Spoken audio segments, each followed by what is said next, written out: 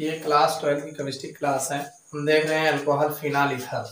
तो alcohol phenol में हमने पिछले लेक्चर्स में देखा कि एथिल अल्कोहल बनाने की सामान्य विधियां देख रहे थे, जिसमें हमने जो है कुछ विधियां देखे थे, एक आध और देखेंगे।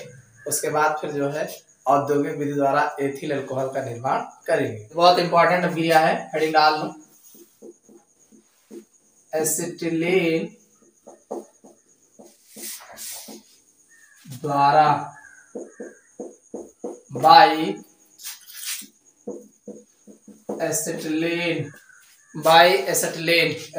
द्वारा। देखो ये है आपका एसिटिलीन। एसिटिलीन का फार्मूला होता है CH triple bond CH।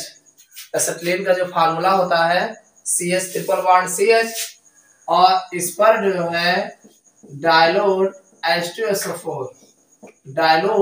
H2SO4 और HgSO4 की उपस्थिति में 60 डिग्री सेल्सियस ताप पर गर्म करेंगे, और साथ में इस पर जो है H2O की H2O देखो, तो एक साइड में H डाल देंगे और दूसरे साइड में OH डाल देंगे। तो H डालोगे CH2 हो जाएगा और ट्रिपल बॉन्ड से डबल आ जाएगा, और CH है ही है, OH हो जाएगा।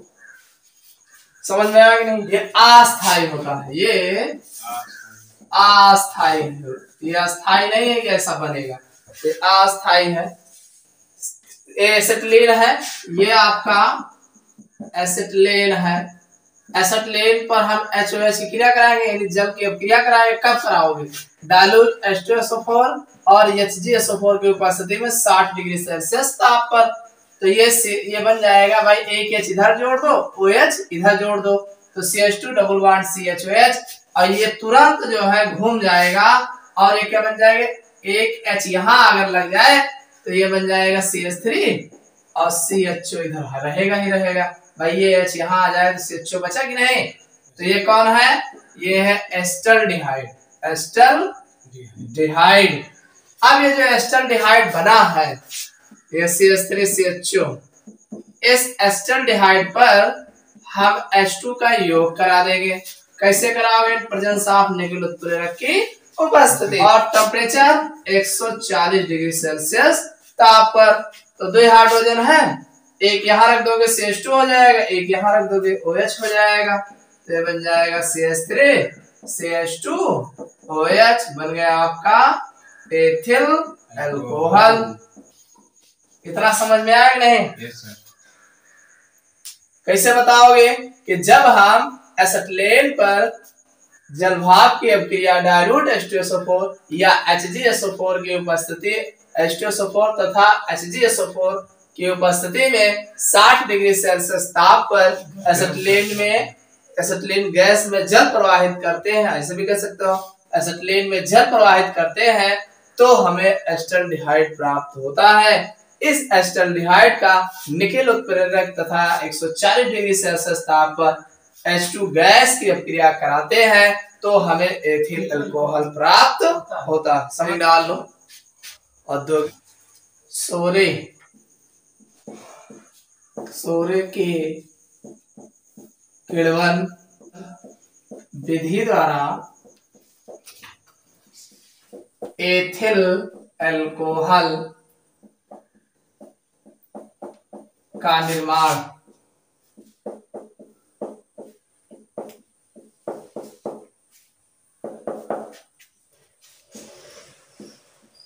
सीरे के किण्वन विधि द्वारा एथिल अल्कोहल का निर्माण करना। चलिए हम देखते हैं एथिल अल्कोहल कैसे बनाया जाता है किण्वन विधि द्वारा। तो सीरे के किण्वन विधि द्वारा एथिल अल्कोहल का निर्माण हम इसको देखेंगे। देखिए ये सीरा होता क्या है, तो आप जानते हैं ये गाढ़े काले भूरे रंग का ये चाशनीदार, जैसे हलवाई के यहाँ चाशनी बची रहती, वही जान लो। बसत्ते हलवाई यहाँ के नहीं रहेगा, ये रहता है जो मील होती है, मील जहाँ पे चीनी बनते हैं, तो पहले उसमें से चीनी का शक्कर निकल जाता है, तो जो लास्ट में जैसे होता नहीं कि कभी कभी ऊपर का फेना बचा रहा है, तो फेना उतार के रख लियो, तो वही फेने टाइप में ही रहा है, फेना मैल जितनी रहा है, मैल कहते नहीं अल्कोहल जो नहीं आटे मील वाली है, तो मील वाली अल्कोहल में क्या रहा था मैल के अल्कोहल रहा। अब का उधर उसको बनावत है, वो तो मैल निकाल निकाल के रखता है, बाद में अल्कोहल बना के सप्लाई कर देता है वो। तो वो अल्कोहल जो बनता है वो बड़े डीलर्स लेते हैं, वो अपना जो है अपने हिसाब से उसको फिल्टर करते हैं, फिल्टर करके रंगीन बनाए तो जो उन्हें ठेका बिकती है वो, तो वो अलग बात है। तो कहने मतलब अल्कोहल कैसे बनाया जाता है सीड़े से। तो सीड़ा जो है, तो सीड़ा पीले भूरे रंग का गाढ़ा चाशनीदार जो है द्रव होता है, जो आपके हलवाई के यहाँ मिलता है चाशनी, वैसे ही लगभग, जो गन्ने के रस से शक्कर के क्रिस्टल, यानी गन्ने के रस से शक्कर के क्रिस्टल जो है निकल जाने पर उपजात यानी अवशेष के रूप में बाद, उपजात मतलब अगर वही जात के होते तो वही यूज न होगा होता है, तो वो उपजात यानी कोनो मतलब ना रहा तो वही बचा रहा था, तो कह रहा उपजात के रूप में प्राप्त होता है। ध्यान सुनिएगा, सीरे में 30% अक्रिस्टलीय सुक्रोज और 32% प्रतीप शर्करा होती है। 30% अक्रिस्टलीय सुक्रोज, अक्रिस्टलीय क्रिस्टलीय एक होता है, एक होता है अक्रिस्टलीय। जैसे जब सुक्रोज बना तो क्रिस्टलीय रहा था, अक्रिस्टलीय मतलब उस सुक्रोज के फॉर्म में ना आए, रहे मिठास है, और हमारा लगभग 32% प्रतीप शर्करा होता है। क्या होता है? प्रतीप शर्करा, ध्यान रखना प्रतीप शर्करा। और सीरे से अल्कोहल निर्माण करने के लिए निम्न, सीरे से अल्कोहल का निर्माण निम्न पदों में किया जाता है। कैसे करते हैं? सबसे पहले सीरे का तन, जो सीरा लेके आयो उसका डायरेक्ट वैसे नहीं बन जाता, सीरे को तन करते। कैसे तन करोगे? लगभग उसको हम 10% तन करेंगे, 90% पानी रहे, 10% केवल हमारा तार सीड़ा रहे, बस समझ में आया नहीं? तो वही कह रहा है सीड़े को जल द्वारा तन करते हैं, सीरे में है पानी मिलाए के का तन की तन करते हैं, जिसकी सांद्रता लगभग 10% बनाते हैं। कितना बनाओगे? 10%। 10% मतलब 10% सीरा रहे, बाकी सब तो पानी रहे, ठीक। फिर इसमें थोड़ा सा, अब जब तन कर ली जाता है तो उसमें थोड़ा सा सल्फ्यूरिक एसिड मिलाते हैं और फिर विलयन को अम्लीय बनाते हैं। एसिड का काम क्या है? अब एसिड का यही काम है कि विलयन को अम्लीय बनाना। अरे अम्ल मिलोगे तो क्या हुआ? विलयन अम्लीय न हो जी, तो अम्लीय बनाते हैं और फिर इसमें थोड़ा सा जो है अमोनियम सल्फेट या अमोनियम फास्फेट मिलाते हैं।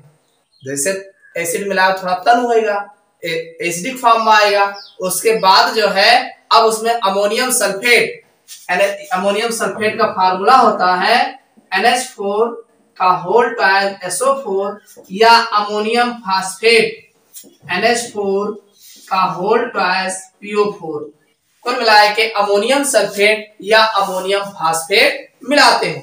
अब अमोनियम सल्फेट अमोनियम फास्फेट क्यों मिलाते हैं भाई? अमोनियम सल्फेट जो है, अमोनियम सल्फेट या अमोनियम फास्फेट इतना मिला के छोड़ देते हैं। अब एक काम का है, यहाँ अम्लीय माध्यम, अम्ल काहे मिलाए रहे हो?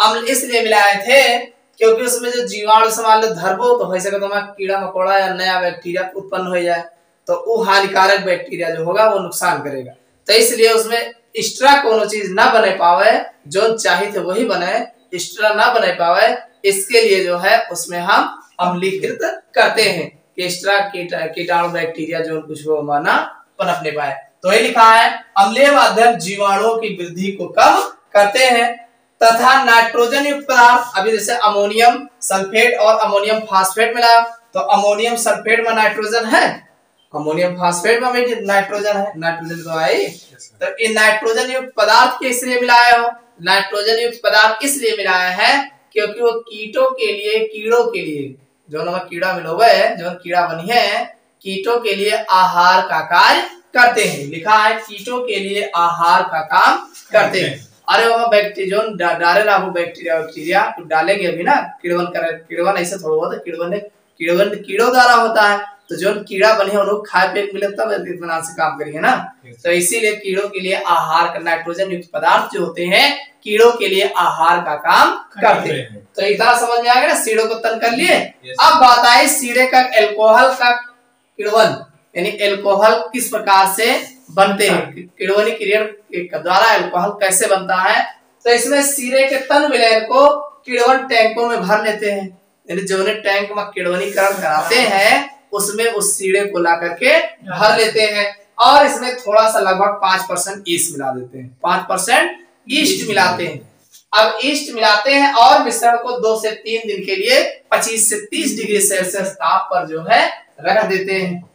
अरे टैंकी में डाल रहे हो 5% एज डाले हो, एज डाले के बाद ओका ले जाए 30 डिग्री सेल्सियस टेम्परेचर से बल्ब बल्ब जलाए बढ़िया कमरा में, जहां कमरा में रखा जाता है बल्ब बल्ब लगा दी जाते हैं कि टेम्परेचर लगभग 25 से 30 डिग्री सेल्सियस हमेशा मेंटेन रहे और लगभग 2 से 3 दिन की तरह रखा जाता है।